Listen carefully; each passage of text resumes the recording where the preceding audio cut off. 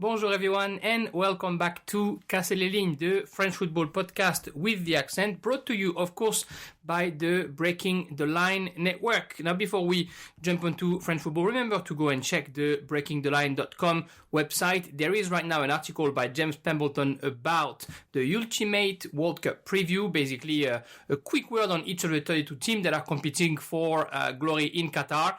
I will tell you, though, that I think James made a mistake by underestimating what France is going to do during that World Cup. He says that they're going to reach the last round of 16. I'll go for France winning the World Cup. Of course, I would. The shirt is behind me to back me up. But anyway, a great article, of course, as usual. There's also an article about Arnaud Kalimuendo, the young striker who used to be at Lens, used to be at Paris Saint-Germain, and who is now at Rennes. Jump on the website to read all the latest article and, of course, listen to all the other podcasts on the Galaxy Breaking the Lines, whether it's Aera Gidigore or the Tactics Rooms or Corta Líneas.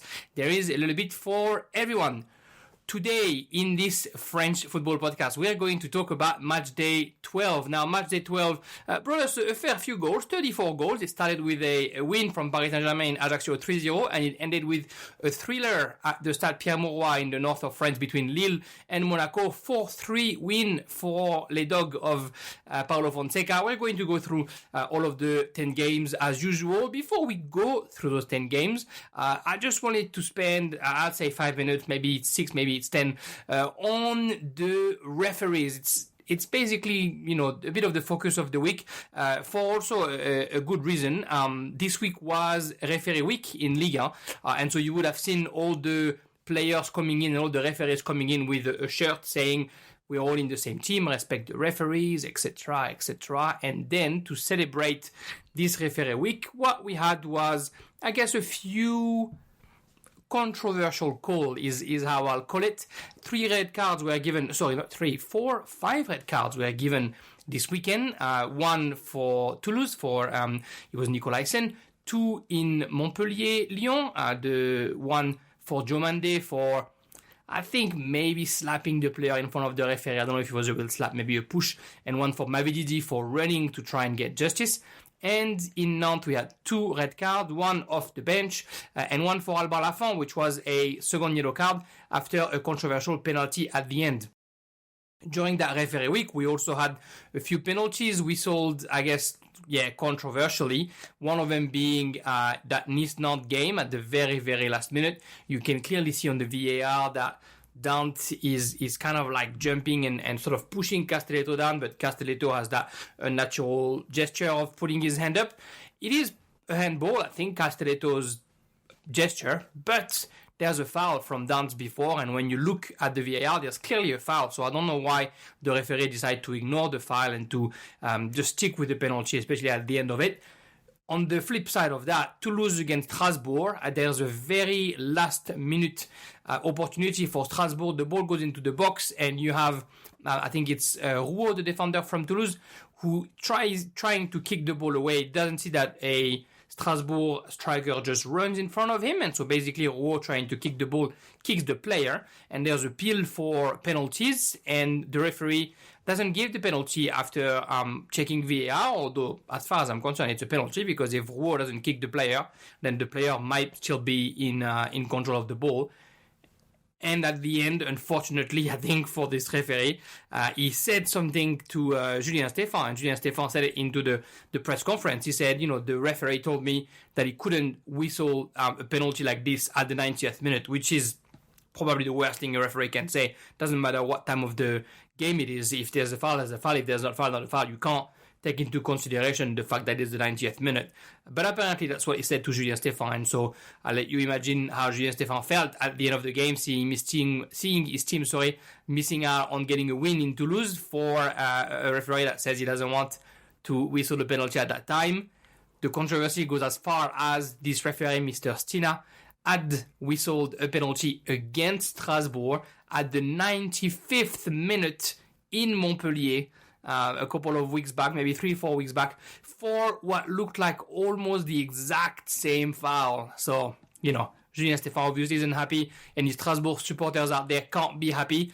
And I think it probably was one of those moments, maybe in the season or maybe in the referees' evolution of the season that really characterize what's going on right now in Ligue as far as refereeing goes. There are a lot of qualms, a lot of complaints about refereeing in Ligue 1 this season because it's just been inconsistent. You have a game, Marseille-Lens, where, both Kolasinac and maybe at one point Onana probably deserve a second yellow or even a straight red for some of those opportunities that are getting red cards on other game when other referees are officiating. But there's this inconsistency where Marseille-Lens, the game just went on and it's great. The game should go on. We want the game to just play. We don't want it to be stopped so much, and contact is part of the game, and we don't want to give early red cards when it's kind of like a 50-50 situation. But other referees don't let that game flow. Don't let the benefit of the doubt, give red cards, give, penalties that you don't know what they're giving it. Like the second yellow for Nicolaisen, for example, at that Toulouse-Strasbourg game, the guy is diving to try and head the ball, misses the ball bounces on the floor, touches his hand.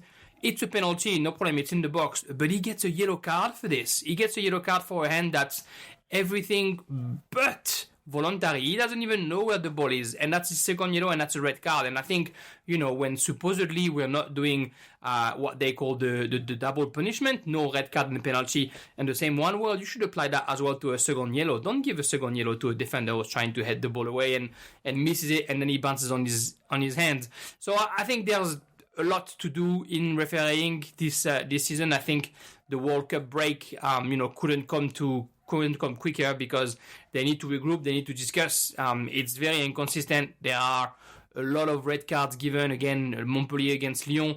I try to, and I said that on Twitter a couple of times, I try to understand why the referee gives the red card to Diomande. I see the referee getting close to the players, is maybe too close to the player actually, and Diomande makes a gesture towards the other player right in the face of the referee. So maybe that's why he gives the red card. But if the referee is not that close, he's not putting himself in a situation where he feels that that his ego is disrespected because the players don't stop when he walks close.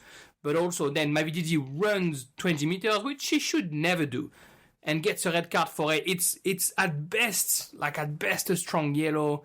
It would have been a strong yellow for Wahi. Maybe Wahi deserved the red card to try and instigate Diomande, but it just again look inconsistent, look like all the decisions made change from one referee to the other, and we never have in France a voice from the refereeing corps that comes out and say, I'm sorry, this we shouldn't do, this yes, those are the rules, those aren't the rules, bad interpretation of it, just because there's this omerta, this law of silence that they don't want to undermine each other on the job, because it is a very hard job, no doubt. And obviously, stating the obvious, there could be no game without refereeing, and I am all about respecting the referees, and I really encourage that rule, hopefully that will pass, which is the referee having the microphone, because then the players will also probably stop talking rubbish and saying things that they shouldn't be saying and disrespecting the referee, because they'll be the one living with the consequences instead of just being the referees. But the referees have been inconsistent at best this season, and we need to see a little bit more consistency. We need to see them all pulling through the same direction. The handball is another situation. We never know when it's a handball, not a handball. That Toulouse-Strasbourg, Nicolaisen tried to head the ball, misses it, touches with his hand. Mochiba gets the ball after and he misses his control. He pushes the ball too far, and then the referee comes back and says it's a penalty. But Mochiba had the ball. He's the one who lost the ball. So technically, a bit of an advantage was played, and then you come back to it.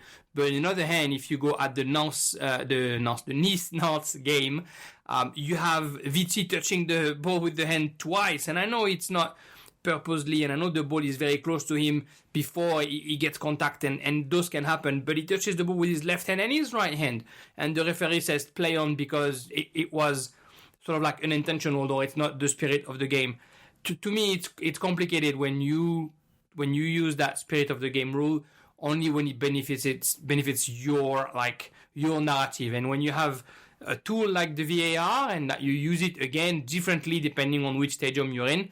I think, it's just too inconsistent. I guess it's the take at the end. Refereeing in Ligue 1 has been inconsistent. We want a more unified voice. We want a more uniform sort of like set of rules, but also we just want the referee to come out at the end and to say, I did this because that, period. And obviously we don't want to hear any bullshit like, we saw a penalty at the 90th minute because that's nonsense. But we want to hear them just coming in and discussing and explaining why they make decisions and living with it. And then we'll live with it as well. Just like the players, they might get, the society is what it is, so they might get some backlash. But at least for us who are following Ligue 1 and who are enjoying the French football, we would get, closure on how decisions are made. And it would only make the referee, I think, and his place in French football grander, higher, if he was coming out and just explaining his choices and, saying maybe you guys disagree, but this is what I did, and you don't think it was a foul? Yeah, it's your interpretation. My interpretation in the moment when it was fast was this. When I saw the VAR, it wasn't a huge mistake as far as I'm concerned. I was still okay with my call, so I kept it that way. That doesn't take a lot to make sure that the referees are, I think, respected a bit more, and we want that to happen for our game. Anyway, rant about refereeing over. I do hope that things slowly get better. Let's look at Match 12. Match 12 saw a few goals. Like I said, 34 goals. A few away wins as well. I think it's 5 away wins. It started with 4 away wins. Paris, Lyon, Lens and Rennes kicked off the weekend and all of them won away. And then that was only 4, sorry. To cap it off, Brest won also in Clermont. 3-1. Let's go game by game. Let's try and squeeze the information we needed to get from all of them. It started in Corsica, Ajaccio, Paris Saint-Germain, and a 3-0 win for Paris Saint-Germain. Neymar isn't here. Everything is okay. Don't worry. Paris is strong this season when it comes to attacking mentality, attacking mindset. Messi with a goal and 2 assists. Mbappe with 2 goals and 1 assist. I guess, what else do you need? And I think it's almost what happened last week when they played against Marseille, right? Paris. If Mbappe had scored these goals early, those near post attempts that were saved by Pau Lopez, then it could have been that kind of game. Instead, Pau Lopez, I guess, was a bit more vigilant than what Leroy, the Ajaccio goalkeeper, was on the weekend, and Mbappe was able to score twice. They scored early, 24 minutes, and then they had to wait quite a while, 78th minute, to score the second goal by Messi, a beautiful goal, by the way, which in that period, we kind of had the same impression that we had when they play Reims, when they play Marseille. They're happy to let the other team, sort of like get comfortable and come a bit higher off the pitch. They try and absorb them in their half of the pitch so that they can operate in counter-attack, which is definitely the modus operandi for Paris Saint-Germain this season. Good to see Fabian Ruiz getting more minutes. Good to see Carlos Soler getting more minutes. Messi, of course, is at the peak of his form, I think, of recent years. I don't think we've seen that from Messi since maybe like 2018 or 2019. So it works well for Paris Saint-Germain that is there. Of course, the World Cup is around the corner, so there's a reason why Messi is also at that moment in form. But Renato Sanchez started as well, so obviously there's a little bit of rotation going on in the midfield finally. They need that. Some of those players will go to the World Cup, so they need to have a bit of game time in their legs. And of course, there's the Champions League games midweek, so the rotation will be helpful. Paris Saint-Germain in Corsica was sure of their strengths still. There was a couple of half attempts really by Ajaccio, not more. And then when they're able to score the second game, Paris Saint-Germain, the second goal, the third just follows 3 minutes later. And then it's a wrap for that game. A great win, of course. They're still undefeated, Paris Saint-Germain. They're taking a bit of space at the head of Ligue 1, and they're making sure that they're going to be able to go to that World Cup break with a nice safety cushion behind them, because a lot of those players are going to play in the World Cup. Of course, Donnarumma and Verratti won't go to Qatar, but everybody else basically is going. So, that after World Cup might be a bit delicate for Paris Saint-Germain, so having that cushion would definitely be helpful come the end of December or the beginning of January. Next game up was Montpellier against Lyon at the Stade de la Mosson, and Lyon won 2-1 against Montpellier. You would never guess who scored the first goal. Oussem Houssem Aouar, I feel like he stopped playing football at that final 8 in Portugal during that COVID year in Champions League, when after that supposedly he was going to Manchester City and Real Madrid and Barcelona and Bayern Munich. And he's still in Lyon, and since Laurent Blanc came and took over Lyon a couple of weeks ago, Houssem Aouar is back. He's in the starting 11. He seems to be able to express himself. And on that goal, I think a bit of credit needs to be given to A, Lukeba, who anticipates well early on to get the ball back, and B, Lacazette, who has the vision to not try and score himself, but to pick Aouar by himself in the middle of the box for the young midfielder, not young anymore, the mid-20s midfielder, to finish the job. I think, Montpellier, although it's a good team, they're very inconsistent, and we've seen it again against Lyon. Their goalkeeper Omlen got injured, and Bingo Camara, the former Strasbourg goalkeeper, when it delayed the inevitable for a while. Lyon misses probably 4, 5, 6 opportunities, too many to be fair. But Bingo Camara wasn't stranger to it. He did a few saves that were important.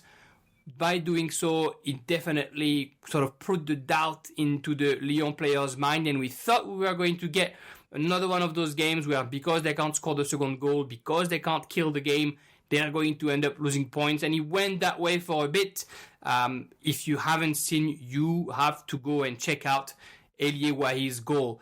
After a ball that's not cleared the right way by Malo Gusto, the ball is put back in the middle by Jordan Ferry in the middle of the box, and Elie Wahi sees the ball flying over his head and decides to try a bicycle kick, but the angle of the ball, the sort of like lob trajectory, it's really hard to take it the right way on the bicycle kick. When you do this, you have to time it perfectly. That basically, half a second before and you're putting it over the crossbar, half a second later and you're missing it completely.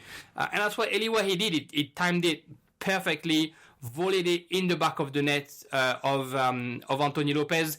I think Lyon's defense is to blame on that one. The clearance from Malo Gusto is a bit poor. Then it's very casual in the man marking in the middle of the box, and Elie Wahi takes advantage of it. Of course, after that, there's the red cards that I was talking about earlier. Diomande fouls Wahi, who, I don't know if he was going for goal, but he was definitely running amok in the left wing. And then Wahi and Diomande have a word, and Mavididi runs to try and get justice. And then 2 red cards are given in that moment. Montpellier keeps pushing, but at the end, the very, very end, the dying embers of the game, Lacazette again scores for Lyon again. I mean, he did an assist early in the game and then a goal, but he scored last week as well. Scores the winning goal. The work from Cacré in the middle of 6th player is to be commended. A couple of 1-2s in the middle of that, and then he's finding Lacazette just on his left. Again, 6 players around him. Montpellier need to do better against the young Lyon midfielder, but Lacazette finishes it with a powerful left shooter, and Lyon finally gets a win, their first win in 7 weeks, I think it is, since early September. They hadn't won Lyon, so it's going to do a world of good to Laurent Blanc and his team. They needed that, Olympique Lyonnais. For Montpellier, despite changing coach, it's still not shiny. That break will do them a bit of good as well, that World Cup break. They need to regroup the Montpellier players. We are going to the Velodrome for the third game, Marseille-Lens. And a surprise win for Lens. A surprise win, not because of who Lens is. We expect Lens to play well, and they are one of the best teams in our league. They are right now at the very nearly the top of the table. But Marseille dominated so much that first half that it's surprising that they were not able to get a result, and that eventually Lens took all 3 points. At the end of the day, you have to score if you want to win, and Marseille didn't score. Brice Samba, the former Marseille goalkeeper, was in great form for Lens. A few decisive saves, a few lucky saves, a few saves just because, the Marseille attackers are pretty clumsy. And then in the second half, I think it's the 72nd minute, a shot from a distance from Da Costa, was just deflected by Balerdi just over the head of Pau Lopez, who couldn't do anything on it. It's the third year in a row that Lens is winning at the Stade Vélodrome. They're getting comfortable, les Saint et Or. And for Marseille right now, it's a third consecutive defeat. They were only 3 points behind Paris Saint-Germain before they played them, and then they were 6 points behind, that 9 points behind. That loss against Ajaccio, a loss against Paris, and loss against Lens right now. Marseille last year, they lost 25 points at home. And right now, after 4 wins to start this exercise, they have just only taken 1 point out of the 9 possible in the last 3 games. That draw against Rennes, and then a loss against Ajaccio and Lens. Worrying sign maybe for Marseille. You could see at the end of the game that Igor Tudor didn't think about worrying signs. He came up on a couple of interviews saying that, he was proud of his team, that they worked the right way, that they did the right job, they just didn't score, but they deserve to win, and unfortunately, that's why he said that's why you like football. Sometimes you deserve to win and you don't, and this one of those games. And then if you guys check out this clip, I'm sure you can find it on Twitter. There's a journalist who looks at Igor Tudor and asks him, I think it's his name is Ruiz, the journalist, ask him, did you make a mistake? But the English is a bit broken, so there's no context to the conversation, and so he just looks at Tudor, who's like a head higher than him or taller than him, and he says, did you make a mistake?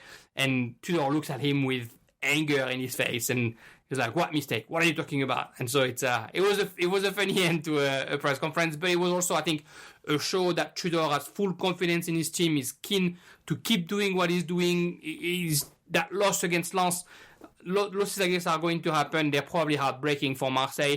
As long as it doesn't chip at their confidence, it should be all right. Even Francaise, the Lens coach at the end, said that during the first half they were dominated, but then in the second half they were able to bring the ball a bit higher, to bring their press a bit higher. In the first half, Lens was never recovering the ball into the Marseille half. In the second half, they did that a bit more. But anyway, it's a great win for Lens because they also overtake Marseille on the table, and they're all the way up near Lorient. For Marseille, 3 losses in a row, they will want to keep it that way. Unfortunately, and we'll see that a bit later, they have a pretty hectic schedule to finish the first part of the season before that World Cup break. Another team in form is Rennes. Rennes, who won at Angers 2-1. A deserved win for Rennes in the end, no doubt. They dominated, they had a lot of opportunities, but Angers really fought well in that second half. They were really close to actually get the win themselves after that equalizer. But that near assist by Mandanda, again, if you have to watch highlights. So the winning goal by Rennes is scored on a penalty, but the penalty is caused by a foul by Amadou, and it comes from Mandanda at the 94th minute, I think, or something like that.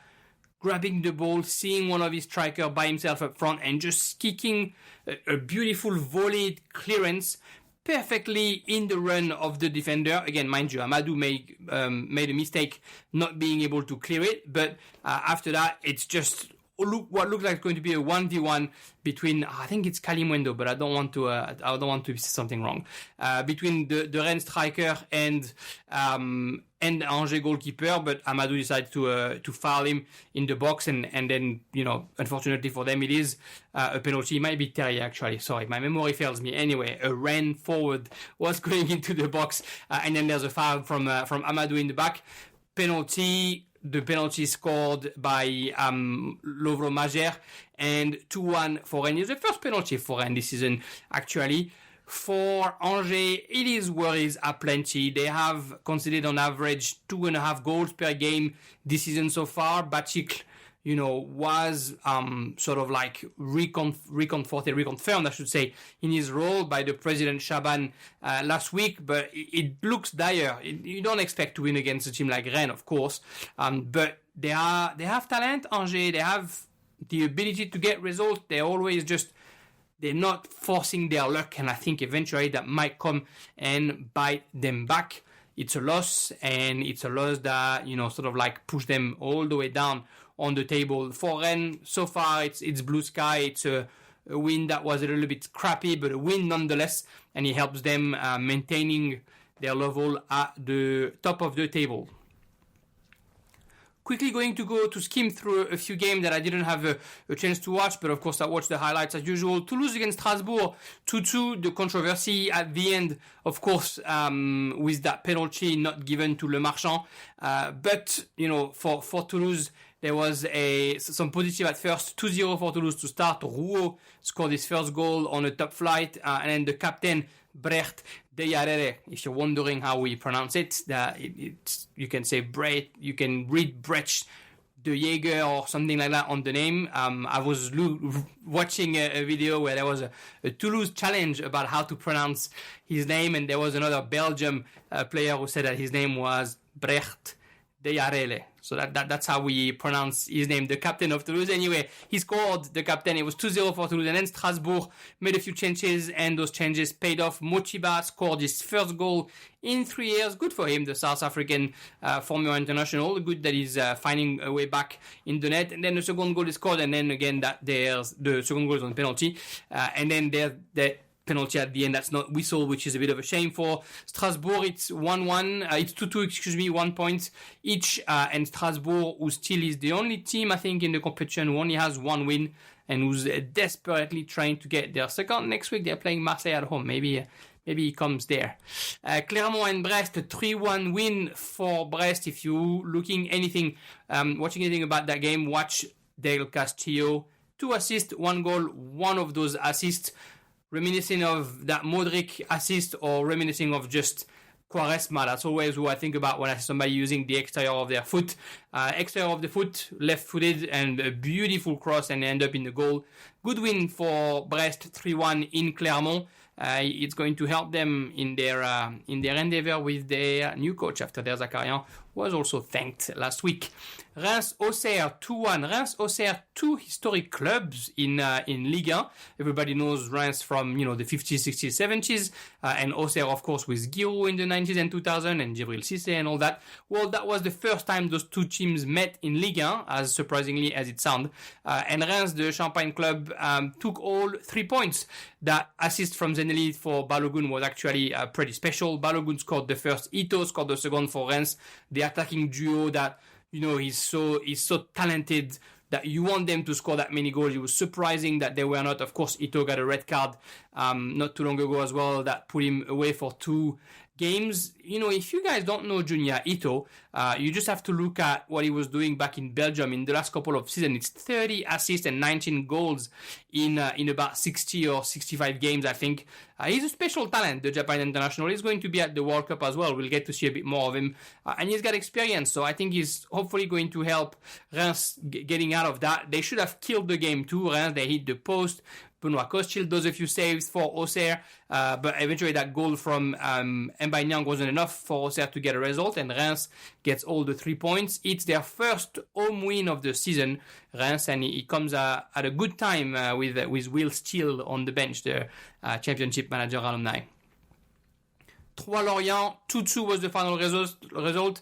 Lorient, with their fantastic start, decided to make life harder for themselves despite a beautiful goal from Stéphane Diarra. They basically gave the 2 goals to Troyes. The first one was an own goal for Laporte. The second one, an own assist, as Jeremy Clement said it, from Talbi, who just forgot what his keeper was and just gave the ball to a forward who won his duel against the goalkeeper. It's a good result for Troyes. For Lorient, it probably points that they didn't think they were going to drop.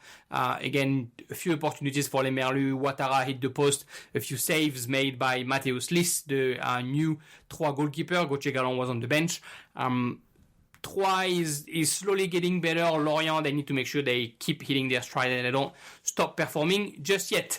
Nice-Nantes 1-1. We talked about the controversy, those handballs not whistled for Nantes, this penalty given to Nice at the very end, and as a result, the red card given to Lafont. I think the second goalkeeper is, I think his name is Deschamps or Descamps, and he's going to be playing next week. I think he was in Belgium a couple of seasons ago.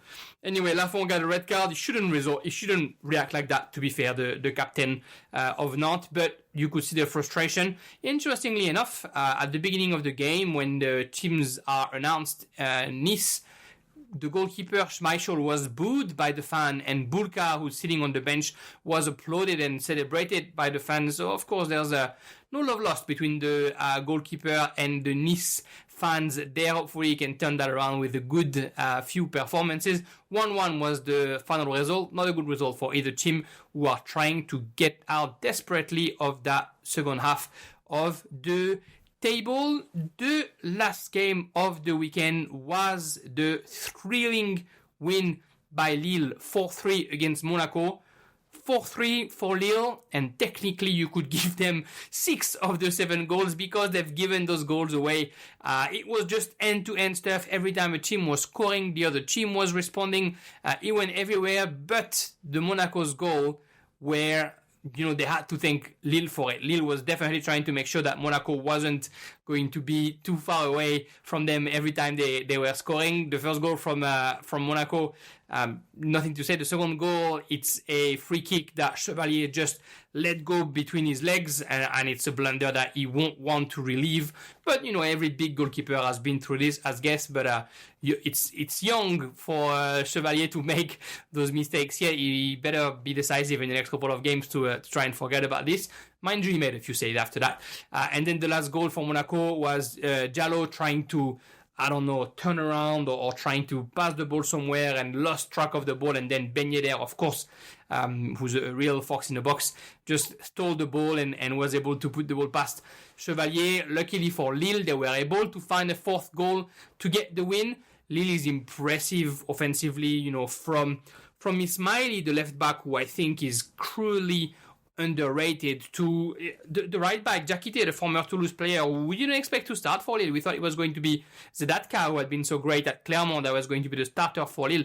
Instead is Diakité, and he's doing well offensively as well. And then you have, of course, the two Gomes in the middle of the park, Angel Gomes and André Gomes. André Gomes was just a nice player to see play. He's just silky smooth. He's got great technique. He's happy to go and be a bit more physical. He's got those long legs that are allowing him to try and keep in control most of the time.